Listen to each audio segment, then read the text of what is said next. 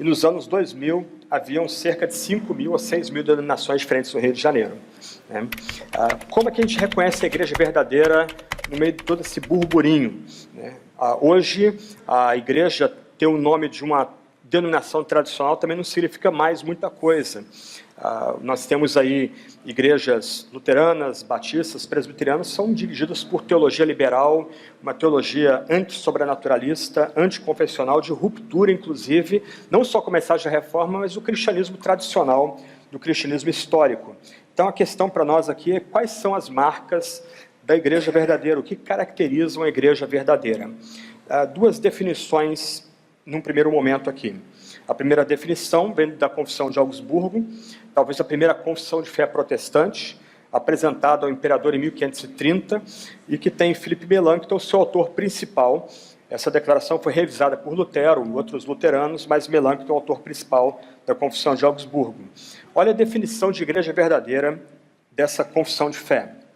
Sempre haverá e permanecerá uma única santa igreja cristã, que é a congregação de todos os crentes, entre os quais o Evangelho é pregado puramente e os santos sacramentos são administrados de acordo com o Evangelho. Então, para a Confissão de Augsburgo, uma igreja verdadeira, composta de crentes, é aquela igreja onde o Evangelho é pregado de forma pura e onde o batismo e a ceia são administrados de acordo com o Evangelho ou corretamente.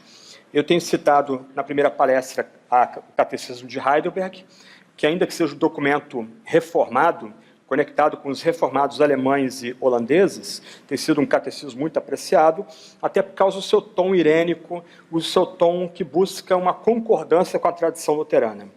Então, Zacarias Ursinos, no Catecismo de Heidelberg, define assim a igreja verdadeira. Visto que somente a fé nos torna participantes de Cristo e de todos os seus benefícios, de onde vem essa fé? Ela vem do Espírito Santo, que produz fé no nosso coração por meio da pregação do Evangelho e a confirma pelo uso dos sacramentos.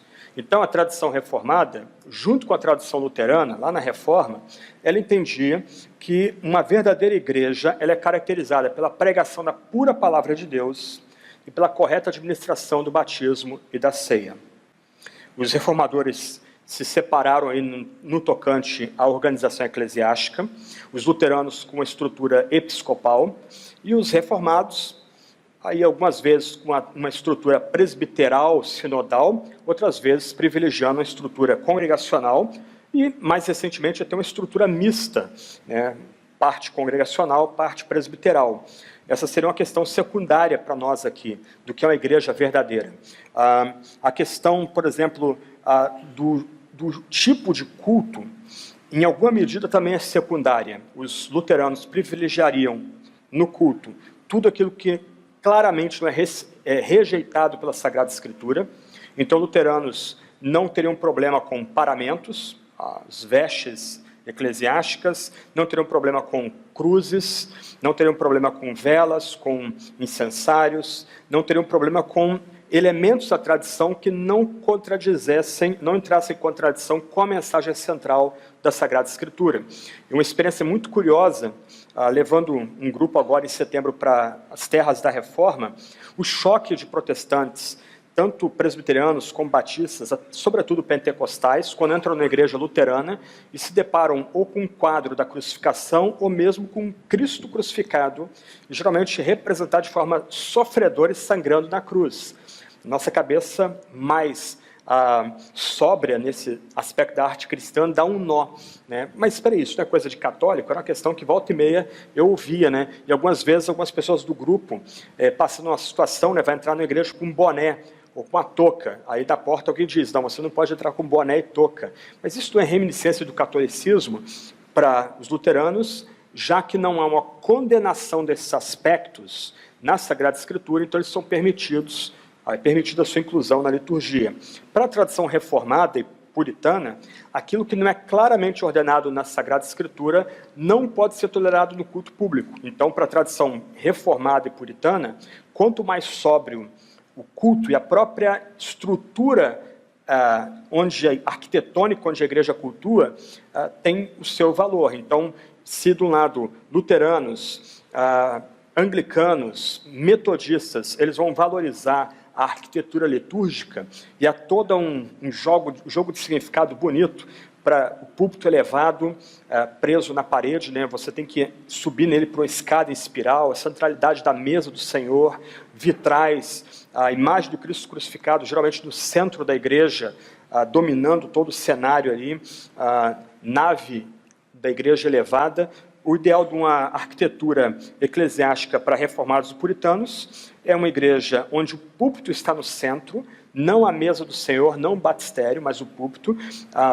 Os vidros são transparentes para iluminar o ambiente e as paredes todas nuas, né? A velha igreja em Amsterdã, a mais antiga igreja cristã na cidade de Amsterdã, ela depois foi tornada, né, reformada, ela foi toda caiada. Quem a visita hoje vai ver alguns pedaços dentro da igreja em que se tirou o cal, para quem a visita notar como é que ela era a igreja antes da chegada dos protestantes ali em Amsterdã. Mas essa é uma questão que eu julgaria nesse momento secundária. Então a questão da organização nesse momento é secundária, a questão do espaço arquitetônico e mesmo dos elementos que constituem o culto também secundária, horário é uma questão secundária, mesmo o local, em alguma medida, também é secundário, ainda que você tenha aqui, e aí presta atenção no ponto, ainda que, se você quer privilegiar um culto que honre os valores da reforma, você vai ter que ter um tipo de ambiente com mais silêncio, talvez ar refrigerado, que propicie a pessoa conseguir ficar ali 1h30, 1h40, num ambiente mais reflexivo, em que a reflexão não seja quebrada por barulhos, por sons externos, por calor, chuva batendo no telhado de zinco, etc. e tal. Então isso, ainda que seja uma questão secundária, a gente precisa dar atenção para esses detalhes, se a gente quer, de fato, um culto que honre a reforma. É sério, você não consegue fazer uma exposição bíblica num ambiente calorento. As pessoas estão ansiosas para ir embora. Por mais que elas queiram se dedicar àquele momento, elas suando ali naquele ambiente, ela não vai conseguir parar e refletir e acompanhar 30, 40, 50 minutos de exposição bíblica. Um lugar calorento, então, ele milita contra esse tempo de reflexão de qualidade que pressupõe a pregação expositiva. Um lugar onde você está competindo com barulho de ventiladores, experimenta pregar 40 minutos com o ventilador em cima, sua garganta vai para o espaço rapidinho. Então, você, ainda que seja uma questão secundária, isso não é o que determina o que é uma igreja verdadeira. Segundo os reformadores, segundo a Bíblia, a gente tem que dar atenção para esses elementos. No último ano e meio, estou ajudando um trabalho de plantação de igreja. O lugar onde nós estamos cultuando não comporta mais a comunidade, se reunindo ali domingo após domingo. Então, esse é um complicador para a gente, né? Dado o nosso tipo de culto, a gente não tem como ir para um lugar que vá militar contra o culto que a gente está fazendo. A gente já tem que buscar um espaço que comporte e ajude o tipo de culto, o tipo de música que é escolhida, o tipo da pregação, orações que algumas vezes são lidas, né? Uma irmã orou essa semana no culto e ela escreveu a sua oração do momento de oferta. Então, todo esse apelo à mente, os afetos, precisa também do cuidado com o local onde a gente está cultuando. Mas, mais uma vez, essa não é uma questão central para nós aqui. A questão central é quais são aquelas marcas que caracterizam a verdadeira igreja. Uma pessoa está frequentando a sua comunidade, ela vai mudar para outro ambiente, ela pergunta para você, você tem uma dica para onde eu devo cultuar? Mais uma vez, hoje, o nome na placa não quer dizer muita coisa. Às vezes, uma igreja Assembleia de Deus, uma igreja batista renovada tem um culto mais ortodoxo, mais bíblico do que a igreja batista, ou presbiteriana, luterana, etc. O que você precisa orientar essa pessoa é buscar uma igreja que tenha, de fato, as marcas da igreja verdadeira. E os reformadores destacaram 3 marcas aqui: a correta pregação da palavra de Deus e a administração correta do batismo e da ceia. Essas 3 marcas, ou essas marcas da igreja verdadeira, eram também chamadas na teologia dos reformadores de meios da graça. E aqui a gente começa a ver um ponto interessante. Ainda que a mensagem da reforma apele à pessoa, é a pessoa que precisa exercer fé. Essa fé chega a essa pessoa no ambiente da comunidade e essa pessoa cresce nessa fé num ambiente comunitário. A fé da reforma corretamente entendida, não é uma fé meramente individualista ou individualizada, do tipo, bom, eu creio em Jesus, eu sou meu sacerdote, eu não preciso de pastor, não preciso de igreja, posso buscar Deus sozinho em casa. Longe disso. Ninguém se reforma pelo Facebook ou por blogs. Nós somos reformados no sentido de ter uma vida conformada a Jesus dentro do ambiente da igreja local, recebendo a graça e sendo confirmados na graça por esses meios que Deus estabeleceu como aqueles meios que Ele comunica sua misericórdia ao seu povo. Esses meios da graça, então, são usados para a salvação de pecadores e edificação e crescimento da igreja. Num aspecto bem preciso, a pregação é um meio de graça salvador, ou se você preferir a palavra, é um sacramento que salva, enquanto o batismo e a ceia são sacramentos que nos confirmam na salvação, que asseguram para a gente que a gente está em Cristo. Esses meios da graça, então, são aqueles meios ordinários pelos quais o Espírito opera na igreja. Então, um ponto que eu vou destacar no final, se você notar, eu vou só mencionar as passagens bíblicas, mas você pode voltar com calma a elas depois.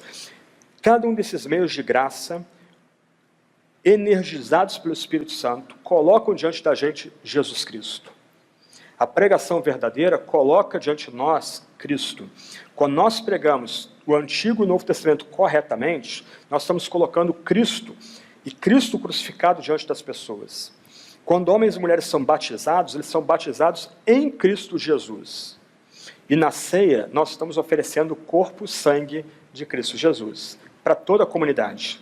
Então, domingo após domingo, Cristo é oferecido a todo o povo reunido ali para culto.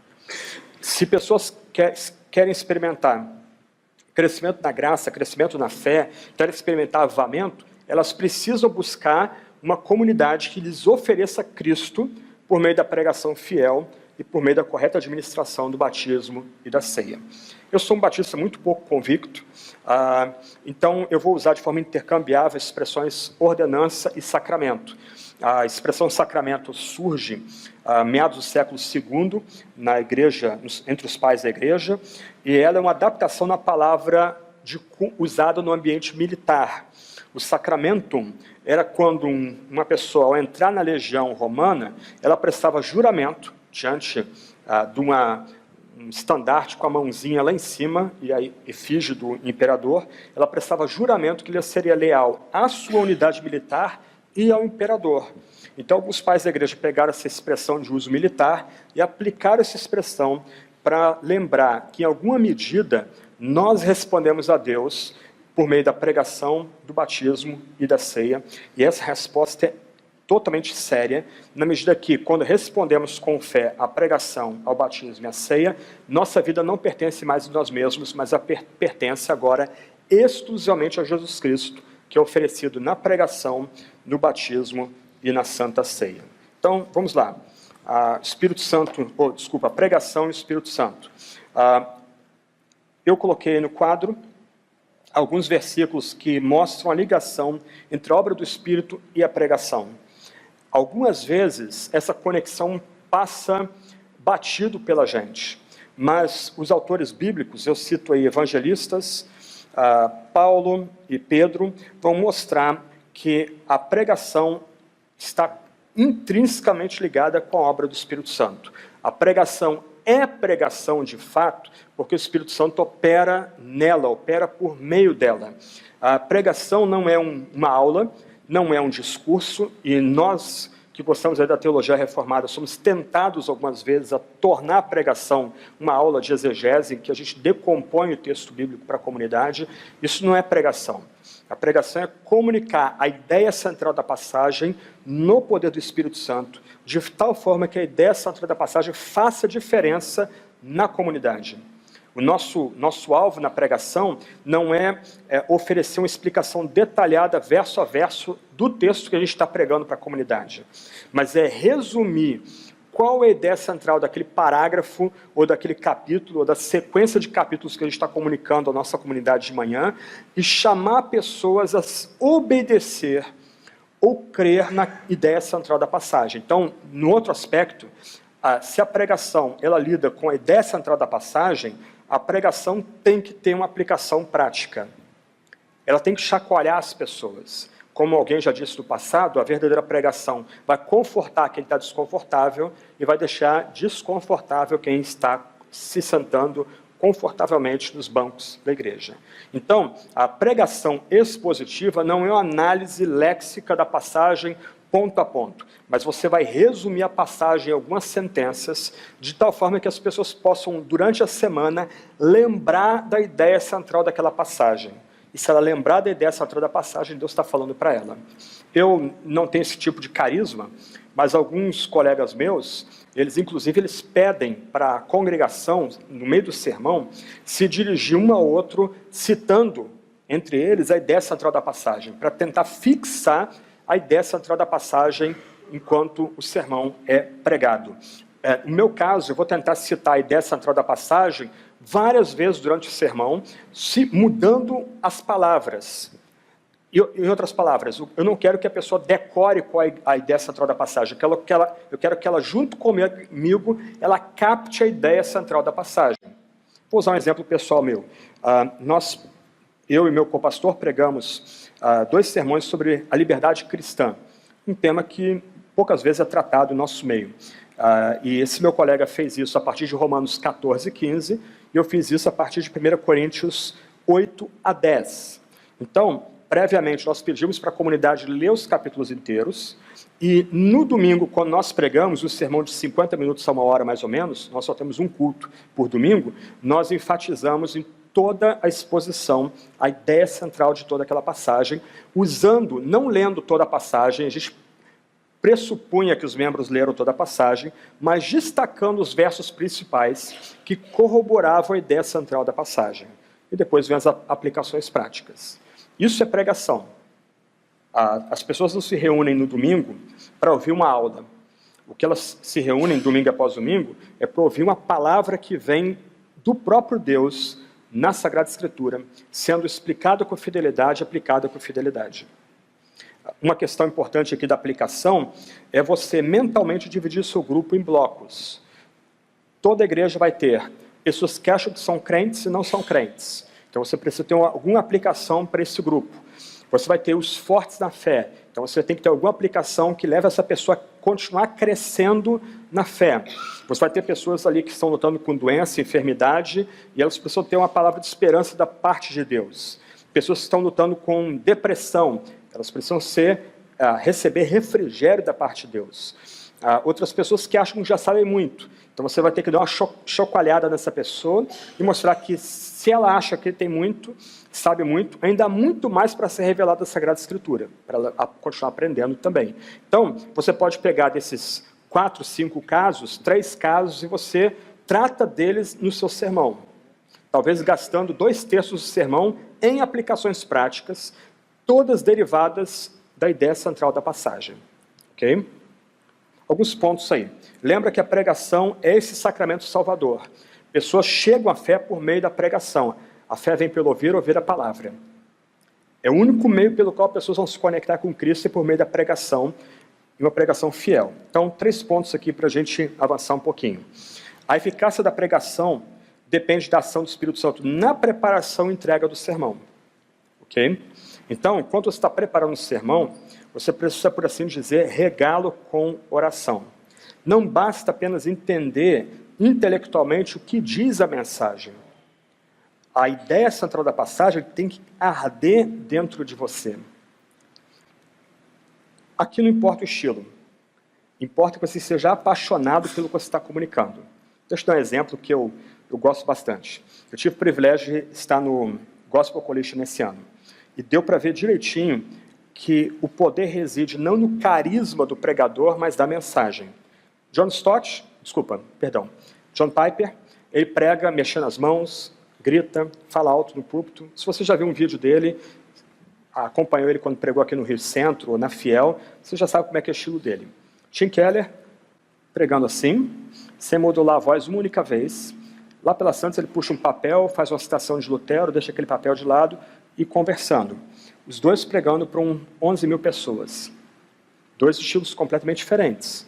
Mas a mensagem magnetizando as pessoas. Então, um ponto que quando você for preparar sua mensagem, você precisa prepará-la em dependência do Espírito, orando o tempo todo, suplicando a Deus o tempo todo, para que aquela mensagem queime dentro de você. De tal forma que quando você for comunicar aquela mensagem de acordo com a sua personalidade, as pessoas estejam convictas que estão ouvindo de fato a palavra de Deus sendo proferida naquele púlpito ou mesmo na escola dominical. Outro ponto. O Espírito Santo torna a pregação o meio eficaz para converter os pecadores e edificar os cristãos em santidade. Irmãos e irmãs, as igrejas de vocês, a minha comunidade, mesmo os seminários onde trabalhamos, eles nunca vão estar além da pregação que é oferecida para eles.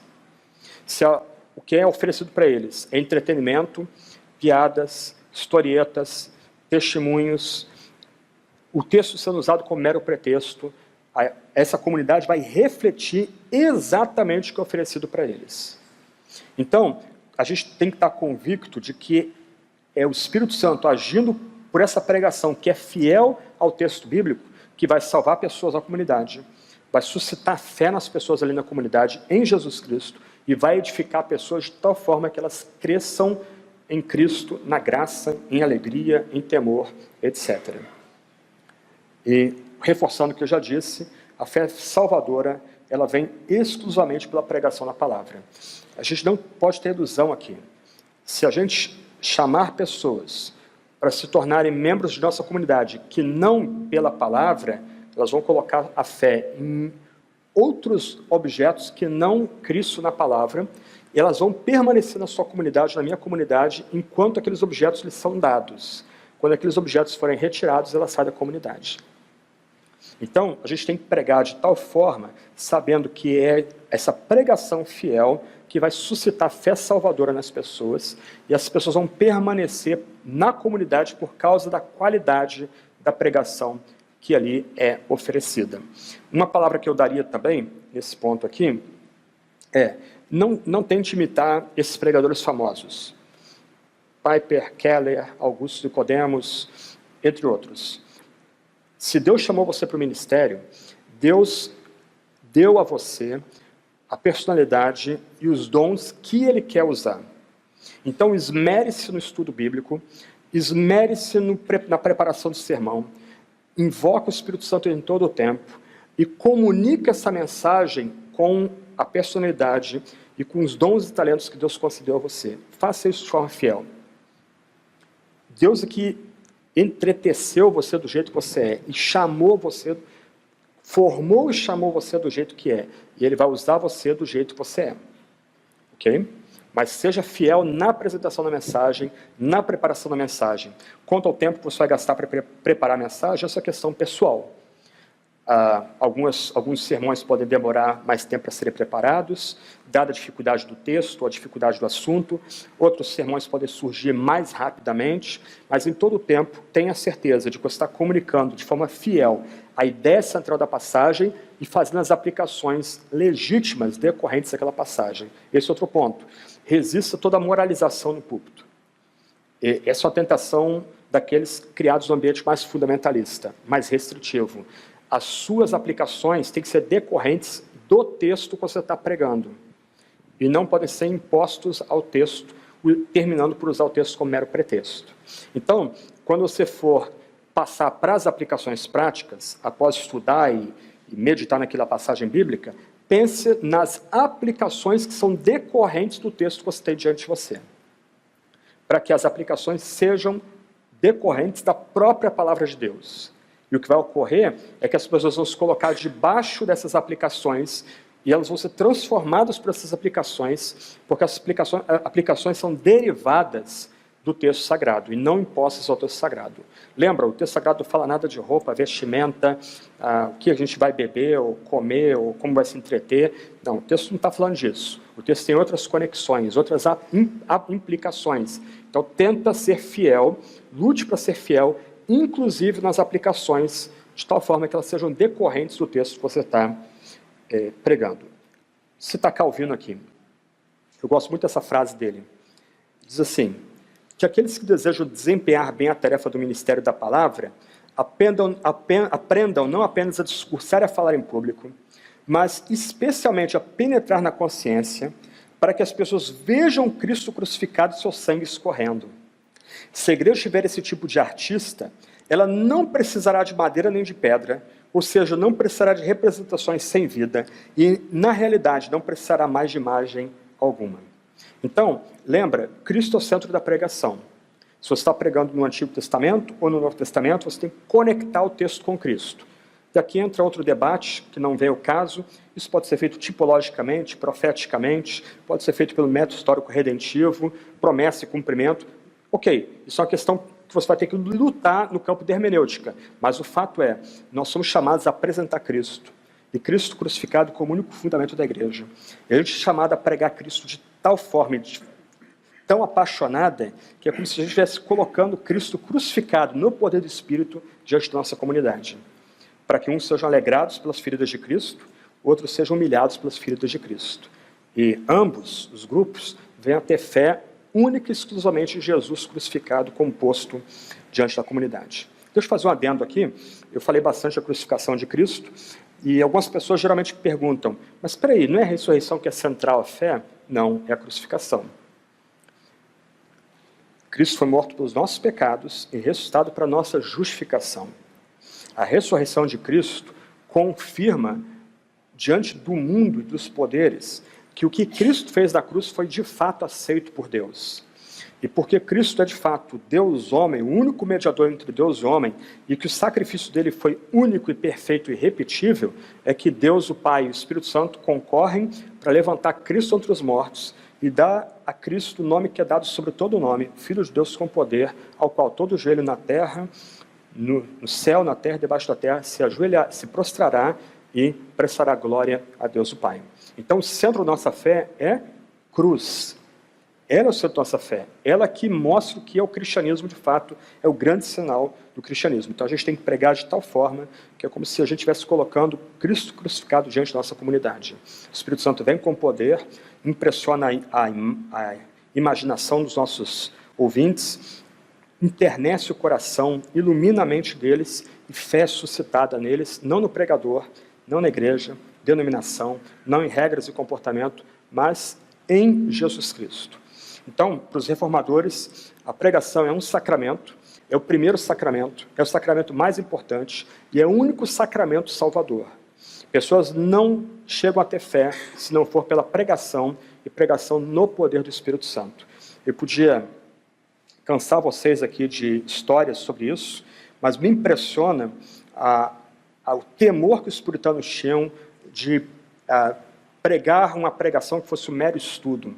Então, vários deles se trancariam no seu gabinete e ficariam ou de joelhos ou andando no gabinete, implorando para que o Espírito Santo viesse com poder sobre eles, para que eles pudessem, de fato, comunicar a palavra de Deus de forma reta, pura, fiel, de tal forma que, por meio dessa pregação, é como se Cristo estivesse sendo colocado diante da comunidade.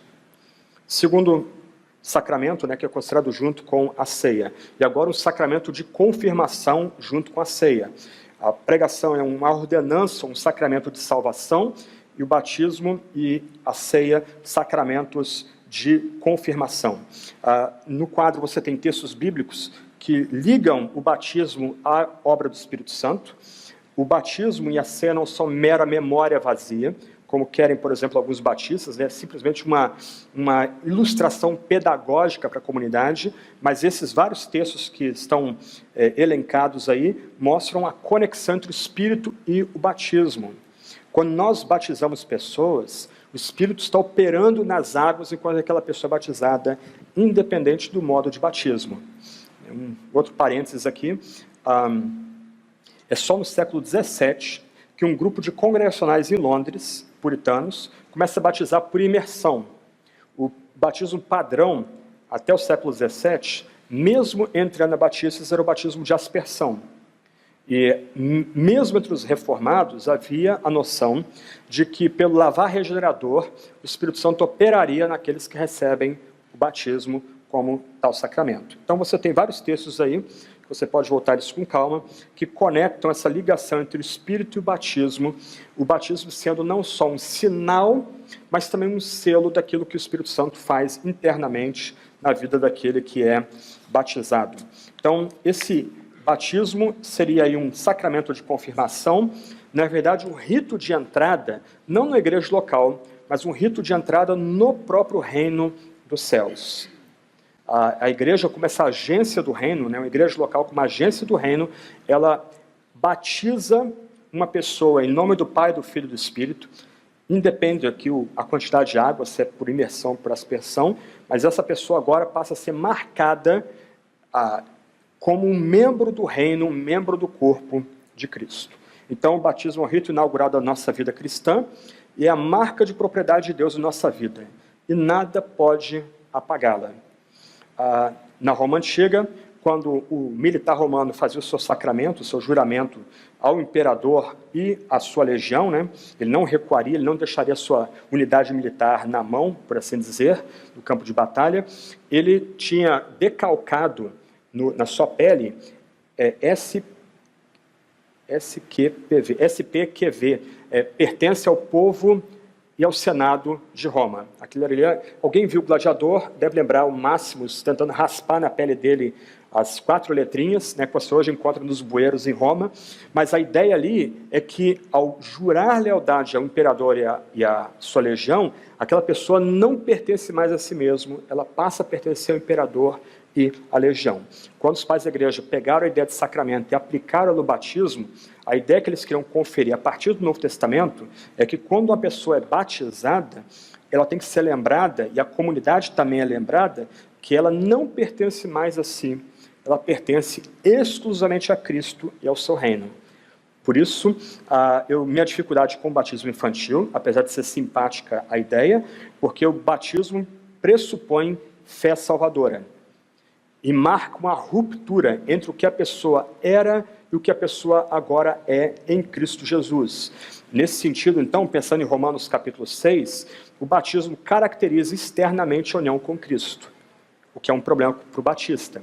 O batista ele pensa no batismo só com uma mera memória, mas se você ler Romanos 6, aquele que é batizado em Cristo, na sua imersão, ele é levado ao Gólgota para morrer com Cristo, tendo Cristo como o seu segundo Adão, e quando ele é tirado das águas, ele agora está como que sendo ressuscitado com Cristo lá atrás. Por isso que o Novo Testamento fala da gente no tempo presente, como gente já glorificada, já ressuscitada com Cristo, já sentada nas regiões celestiais. Então o batismo não é uma mera memória, mas quando nós batizamos pessoas, o rito externo lembra que algo interno também ocorreu. Isto é, aquela pessoa está unida com Cristo.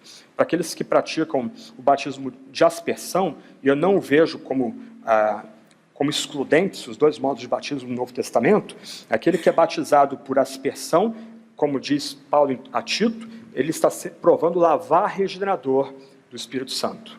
Em alguma medida, a água sendo colocada, lançada sobre a cabeça daquela pessoa, lembra o Espírito Santo descendo sobre aquela pessoa e revestindo-a, e limpando-a, e tornando-a agora unida com Jesus Cristo. Então, o batismo não é apenas um rito de entrada numa comunidade local. O batismo é, de fato, uma ação onde pessoas que creem em Jesus estão entrando, de fato, no reino, estão sendo contadas como membros do reino, e o batismo, então, esse rito externo caracteriza a obra interna de união nossa com Jesus Cristo e a regeneração vinda do Espírito Santo. Então, o Espírito Santo efetua nos fiéis a realidade que o batismo representa. Por isso, a necessidade de nós termos classes de novos membros, especialmente num tempo tão confuso como o nosso, mesmo pessoas que tenham desempenhado tarefas eclesiásticas em outras igrejas, de outras denominações, ou mesmo na denominação irmã, se elas estão vindo para a nossa igreja, não para servir, não foi convidado para pastorear ou para copastorear alguma coisa nesse sentido, mas ela vem para ser membro, é de bom tom ela passar pela classe de novos membros. Nunca vai ser demais ela relembrar os pontos cardeais da fé, o que significa crer em Deus o Pai, Deus o Filho, Deus o Espírito, remissão de pecados, vida eterna, a ressurreição do corpo, glorificação, etc. e tal. Então, se a gente quer valorizar o batismo como esse rito de entrada no reino, as portas da nossa igreja têm que ser estreitas. Alguém poderia objetar, mas espera aí, no Novo Testamento a gente vê 3.000 pessoas sendo batizadas em Atos, e mais adiante, mais 2.000 pessoas sendo batizadas. A pergunta que a gente tem que fazer, já que a gente tem que ler o texto em contexto, é o que significa para aqueles judeus convertidos em Pentecoste e no pós-Pentecoste o batismo público. Eles estavam publicamente professando que até então eles estavam no erro. E agora, com o advento de Cristo, eles estão do lado certo da história da redenção. Toda a fé dos seus pais era equivocada. Eles estão rompendo com a fé dos seus pais. O que isso custaria, então, em termos de perseguição, ojeriza, desprezo, e o que a gente vê a partir de Atos 6 e Atos 7, perseguição. Aquelas pessoas, então, que estão sendo batizadas no Pentecoste, elas já conheciam profundamente o Antigo Testamento. A mensagem salvadora comunicada por Pedro explica o Antigo Testamento à luz de Jesus Cristo, e todas aquelas pessoas sabem que vão ter que pagar o preço último, ou devem estar prontas a pagar o preço último para entrar na igreja cristã, em termos de perseguição e desterro. Então, o padrão, o modelo ali, a ilustração do Novo Testamento não é um modelo para nós. Quando a igreja começa a avançar para regiões como Síria, Egito, Grécia, onde bárbaros estão se convertendo, então a igreja começa a ter a necessidade de ter classe de catecúmenos para preparar aquelas pessoas que não têm o Antigo Testamento, não têm circuncisão, não têm aliança, para o batismo como uma forma de proteger a igreja. E só um dado interessante aqui, após o período do Novo Testamento, nessas regiões majoritariamente pagãs, uma pessoa levaria de 1 ano a 3 anos para ser admitida como membro da igreja cristã. Até pelo medo de infiltração de espiões imperiais, passou a ser perseguido, a biblioteca cristã a ser destruída, o espaço de culto, né, a casa onde a igreja cultuava, a ser vandalizada. Então aí o cuidado com a entrada de novos membros da comunidade por causa dessa visão bem séria quanto ao batismo. Pula um slide, vamos passar para o Espírito Santo e a ceia. Você tem alguns versículos aí que vão mostrar a ligação entre o Espírito e a ceia, tirados dos evangelhos sinópticos, do evangelho de João, Atos, textos de Paulo e Apocalipse. Em cada um desses textos é mostrada a união entre o Espírito e a ceia do Senhor. Esses textos vão mostrar para a gente que a ceia, mais uma vez, não é uma mera memória pedagógica, não é simplesmente um lembrete de algo que nós não vivenciamos, mas ouvimos a partir do livro sagrado. Não. O que os textos querem comunicar é que o Espírito Santo opera também por meio da Santa Ceia.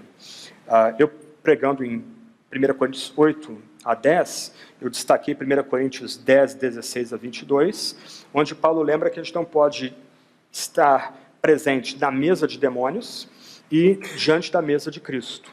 Porque quem se assenta para comer na mesa de demônios se torna vulnerável à ação demoníaca ali, e quem se aproxima da mesa de Cristo acaba se alimentando de Cristo. A linguagem é sacramental. A linguagem pressupõe que Cristo, o Espírito Santo, por assim dizer, ergue a igreja para a igreja ser alimentada da carne e do sangue do nosso Salvador. Você pode pensar em João capítulo 6, versos 51 a 58, o apóstolo João, ele não cita a ceia nos seus relatos aí da paixão de Cristo. A partir de João 13, em vez de citar a ceia, João cita o lava-pés, mas já pressupondo a ceia ter ocorrido. E quando você vai procurar uma teologia da ceia em João, você tem que voltar antes, em João capítulo 6, quando Jesus fala do maná que cai do céu, e da necessidade de comer a sua carne e beber o seu sangue. Quem comer a sua carne e beber o seu sangue terá, de fato, a vida eterna. Então, a ceia é um rito também permanente na igreja, né? O batismo é um rito de entrada, a ceia é um rito permanente, e ambos são ritos de santificação.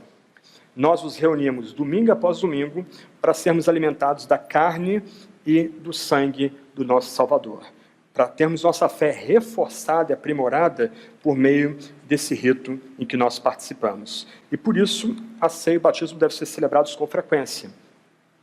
A frequência aqui é uma questão secundária. João Calvino queria que a ceia fosse realizada toda semana em Genebra, mas ele foi voto vencido no consistório. O consistório decidiu que toda igreja em Genebra deveria ter a ceia uma vez por mês, pelo menos, não mais do que isso. Aqueles que gostavam da ceia começaram a notar que as igrejas em Genebra celebravam a ceia em dias alternados, em domingos alternados, e às vezes eles ficavam circulando pelas igrejas para poder tomar ceia todo domingo, dada a valorização da ceia na Reforma, nos seus inícios aí. Mas a ceia deve ser celebrada com frequência. A ceia, realmente, corretamente administrada, é um rito que reforça a fé da comunidade.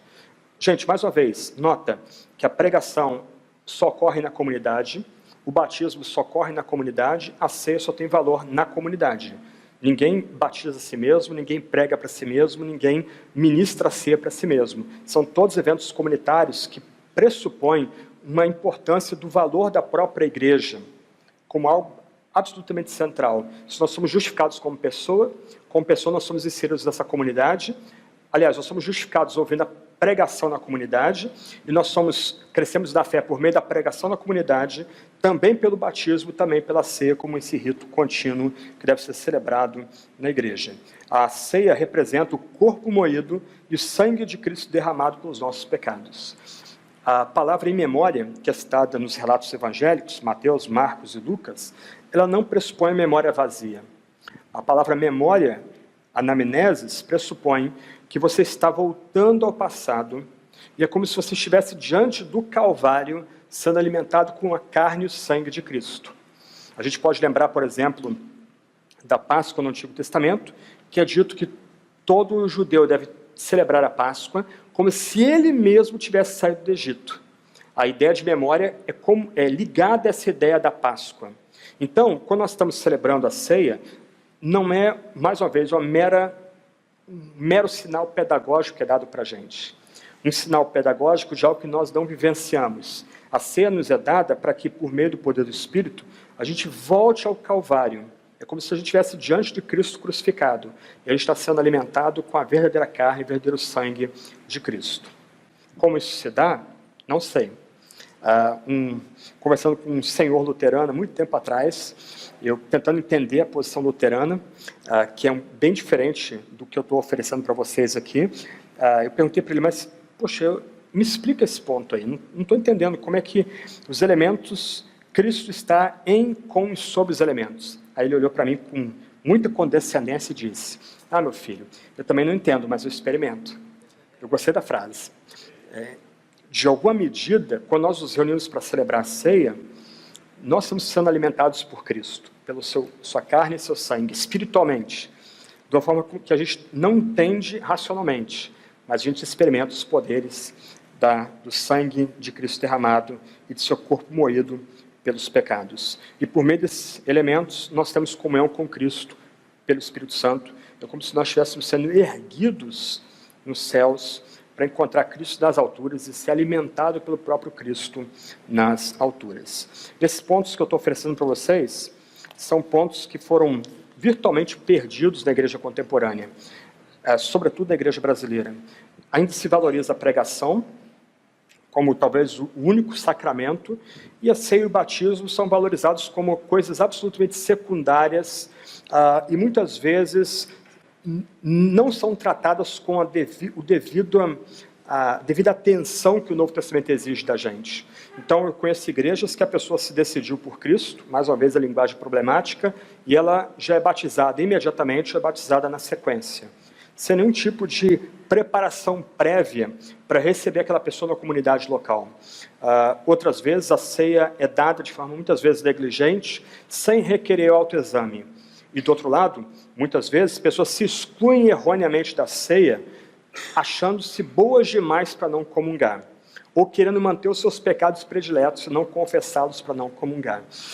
Então, nós precisamos, se a gente quer ser fiel à mensagem da Reforma, recuperar uma visão exaltada da pregação, do batismo e da ceia. Uma palavra prática antes de caminhar para o final aqui. Se de um lado a gente não tem como mudar esses marcos, do outro lado isso não quer dizer que a gente não deva ser criativo. Então, quanto à pregação, respeite sua personalidade, seu temperamento, seus dons, aceite-os como parte da constituição com que Deus te dotou, com os dons que Deus conferiu para você, mas você pode, dentro desses marcos, dar alguns toques criativos para o batismo e para a ceia. Por exemplo, no caso do batismo, se você é de uma igreja pedobatista, presbiteriana, aliança, o batismo pressupõe aliança. Então, se você tem uma igreja pequena ou de porte médio, você no dia do batismo pode fazer um tipo de bagunça santa, empurrando as cadeiras para o lado, pedindo para a congregação ficar num círculo ao redor da pia batismal, e você está ali ao lado da pia batismal, e os pais são orientados a ficar fora da igreja, e você dá algumas palavras sobre o significado de aliança e de pacto, e também do sacramento do batismo, e você pode pedir para os pais trazerem o pequeno para frente. Você pode fazer algumas perguntas para aqueles pais, levando-os a jurar diante da comunidade que vão educar aquele pequeno na fé.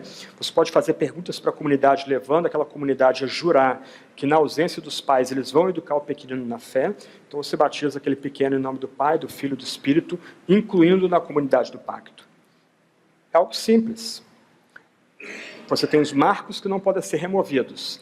A igreja é caracterizada pela pregação fiel, pelo batismo e pela ceia. Mas você pode ser criativo, de tal forma a encantar a imaginação dos membros da sua igreja com aquele rito. A ceia é a mesma coisa. Você pode, se a sua igreja é pequena, chamar toda a comunidade para perto da mesa, falar as palavras apropriadas, orar pelos elementos da ceia e pedir para as pessoas irem distribuindo entre elas os elementos. Se a sua igreja é maior, você pode dividir a igreja em quadrantes e orientar os diáconos a se reunir com a igreja em blocos menores. Você pode proferir as palavras a respeito dos elementos. Você pode deixar um tempo de oração para os diáconos conduzirem as orações com aqueles grupos menores. Talvez as pessoas necessitem de uma oração de perdão de pecados ali. Então, aí o diácono pode fazer aquela oração. Outra de restauração à fé. E o diácono pode dirigir aquele grupo menor em oração. Dentro desse limite, seja criativo. Conheça o seu grupo, o tamanho do grupo, domine o tamanho do grupo e faça para a glória de Deus. Aí use a sua criatividade para a glória de Deus dentro desses limites que nos são dados pela própria Sagrada Escritura. Algumas conclusões aqui para encerrar. Uma primeira conclusão sobre as marcas da igreja verdadeira. A pregação da palavra e a correta administração do batismo e da ceia são evidência de uma igreja genuína, onde Cristo está presente, pastoreia e governa. E o ponto aqui importante é que nós não estamos mirando a perfeição, mas fidelidade. Okay? Algumas vezes as pessoas vão querer se excluir do rito, por exemplo, da ceia, por se acharem pecadoras. Aí você tem que orientar a sua comunidade, que essa é a hora da pessoa se quebrantar, se humilhar, pedir perdão pelos pecados e comer e beber os elementos com fé. Eu, dada essa visão de ceia também, não tenho problema, por exemplo, de se uma pessoa não tem como se locomover à igreja por causa de doença ou idade, você pegar alguns irmãos e irmãs e na casa dessa pessoa fazer um culto e ministrar a ceia para aquela pessoa, ou até mesmo batismo. Como para mim, o modo de batismo é alguma coisa secundária, eu não teria problema em ministrar o batismo por aspersão a uma pessoa que não tem como se locomover ou não tem como entrar num batistério por causa de alguma doença. Levaria um grupo na casa daquela pessoa, faria um culto na casa daquela pessoa e batizaria ela em nome do Pai, do Filho e do Espírito. Então, o importante aqui não é a perfeição, mas é a fidelidade, a manutenção dessas três marcas ou sacramentos da igreja que caracterizam a igreja verdadeira. Segunda conclusão aqui. Essas marcas enfatizam somente a graça e somente a fé. Os meios da graça enfatizam a ação de Deus ao homem. Eles nos são dados, nós o recebemos. Somos recipientes e não doadores, beneficiários e não benfeitores. Quando nós estamos ouvindo uma pregação, a gente não está fazendo nada, só usando o ouvido para ter fé em Cristo como ofertado daquela pregação. A gente sentado não está fazendo nada. Quando nós vamos ser batizados, a gente não faz nada. Alguém derrama água na nossa cabeça, ou a gente é imerso e tirado de novo das águas. A gente não fez nada. Na ceia, alguém estende a bandeja para a gente. A gente recebe o pão e o cálice, a gente não está fazendo nada. Então, a pregação o batismo e a ceia, eles enfatizam que tudo que recebemos é graça somente, recebida pela fé somente. Nós ouvimos a palavra com fé, nós somos batizados crendo que nós seremos unidos na morte e ressurreição de Cristo, crendo que nós provaremos o lavar regenerador do Espírito Santo, nós nos alimentamos do pão e do cálice, crendo que nós estamos nos alimentando da carne de Cristo e do sangue de Cristo. Do outro lado, a gente deve se aproximar dos meios da graça com fé, com preparação e a independência do Espírito Santo. Infelizmente, porque nossa tradição protestante brasileira desvaloriza esses sacramentos, nós não temos acesso à literatura imensa, escrita por reformadores puritanos. Por exemplo, havia um manual pequeno, chegou a ser lançado no Brasil na década de 90, se me trai a memória, mas era um manual holandês, fininho, que era colocado dentro da Bíblia, umas 20 páginas grampeado. A Casa Editora Presbiteriana lançou esse material tempos atrás, que era um roteiro para o fiel se preparar durante a semana para a ceia do Senhor. Então, todo dia, cada dia, antes do domingo, havia algum tipo de meditação para que a pessoa se preparasse para receber, de fato, a carne e o sangue de Cristo e entender o que significa a carne moída de Cristo, o sangue derramado de Cristo do Calvário. Até chegar o sábado à noite e o domingo, onde a pessoa comungaria com fé junto com seus irmãos e irmãs. Então, a gente deve levar a comunidade, no vésperas de culto de batismo, culto de ceia, se preparar, invocando o Espírito Santo para que aquele culto seja de fato significativo. A gente deve ajudar pessoas a se prepararem para receber a palavra sagrada. Não rola a pessoa dormir sábado à noite, altas horas, de madrugada, acordar cansada, sonada, indo para a igreja. Ela tem que ser ensinada que ela precisa chegar na igreja desperta, pronta a interagir com o sermão. É necessário que o sermão tenha uma ordem, começo, meio e fim, e a pessoa seja preparada para acompanhar esse sermão. A nossa comunidade, eu tenho visto outras comunidades fazerem isso, as crianças que não saem para o culto, de 9 anos até 13 anos, elas recebem uma folha com várias perguntas indutivas. E eu acho, para mim, um barato. O meu colega ou eu, a gente está pregando, a gente está vendo as crianças escrevendo, e depois elas vêm para mim, quais palavras você não entendeu? Elas vêm, o que significa a palavra tal que você leu no versículo bíblico, ou que você citou no sermão? Então, as pessoas têm que ser ensinadas a se preparar para receber a graça de Deus mediada pela pregação, batismo e ceia. Somente Cristo, como eu já frisei, pelos meios da graça, o Espírito torna o Cristo crucificado e ressurreto sempre centro do culto. Não a gente. Não o Espírito como energia impessoal, como muita gente hoje fala dele. Mas Cristo, de fato, morto e ressurreto. Morto pelos nossos pecados, como diz a Escritura, sepultado, e ao terceiro dia, como diz a Escritura, ressuscitado dentre os mortos. Isso, e tudo isso é o Evangelho. Então, a gente é lembrado aqui que esses 3 sacramentos que caracterizam uma igreja verdadeira, colocam diante de nós o Cristo crucificado, sepultado e ressurreto. Um ponto assim que me envergonha um bocado, e eu citei isso na última conferência da Fiel, é que conversando com editores de Vida Nova, Shed, Fiel e Agnus, os livros que menos vendem no nosso meio são livros sobre Jesus Cristo. Não importa, se você botou Cristo na capa, se você botou uma imagem de Cristo, ele não vai vender. E se você olha o catálogo de livros disponíveis hoje no mercado, muito dificilmente você vai encontrar livros que falem, por exemplo, das 2 naturezas do Salvador, do seu estado de humilhação e exaltação, do que ele fez na cruz. Por exemplo, o livro de John Stott, A Cruz de Cristo, talvez seja um dos livros mais citados e menos lidos do nosso meio, e para mim está entre os 10 livros mais importantes já escritos na história da igreja. E aí, como é que a gente pode ter cristianismo verdadeiro, se igreja verdadeira, se Cristo crucificado, sepultado e ressurreto não está sendo de fato oferecido em nossas comunidades, por meio da pregação, do batismo e da ceia? Cristo tem que ser o centro do nosso culto. As pessoas têm que vir para nossas igrejas para encontrar Cristo. E nossas igrejas têm que ser constituídas de tal forma que, se pessoas, porventura, não quiserem frequentar a nossa igreja, elas devem deixar de frequentar a nossa igreja pelas razões corretas. Elas não querem Cristo como dado na Sagrada Escritura. Elas não estão rejeitando a nossa igreja porque a gente faz força para ser esquisito. Com nossa roupa, nosso vocabulário muitas vezes impenetrável para o não crente. Não, a pessoa, no final, tem que dizer, olha, irmão, irmã, não quero frequentar a sua igreja, eu não consigo crer nesse Jesus. É muito complicado crer num Deus fraco. Não consigo crer. Ok, beleza. A ira de Deus vai continuar sobre ela pelas razões corretas. Não porque a gente foi pedra de tropeço, pelo nosso comportamento, nossa linguagem, nossas regras não escritas que suscitam falsa culpa, e etc. e tal. Último ponto aqui. Essas 3 marcas enfatizam a importância da igreja local. Aqueles que querem receber o Espírito, ou crescer no Espírito, precisam dos meios da graça ministrados à igreja local.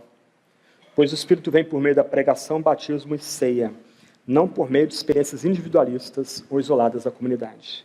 Então, para mim, essa é a maravilha da fé cristã. As ideologias de direita ou esquerda vão priorizar os polos. A direita, diferente das caricaturas que a esquerda faz, prioriza o indivíduo sobre todas as esferas da sociedade.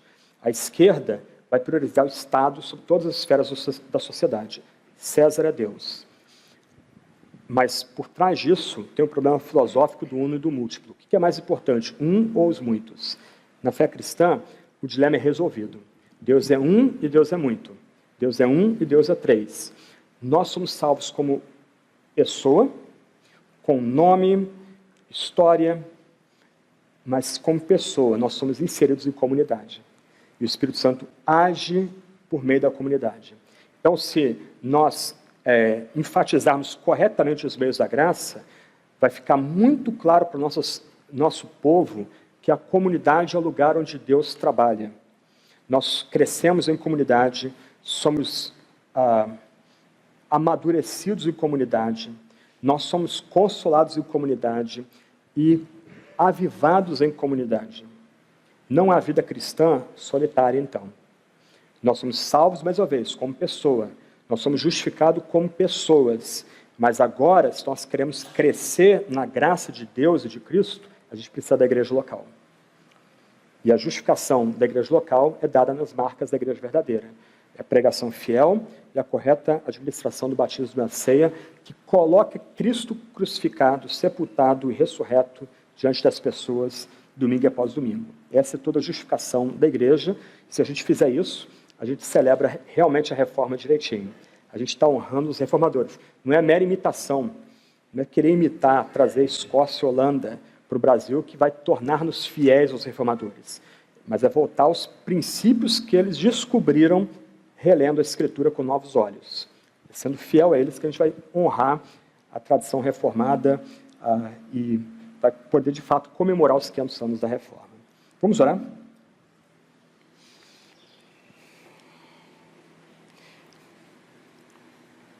Senhor, Tu tens levantado meus irmãos aqui para serem pastores e pregadores.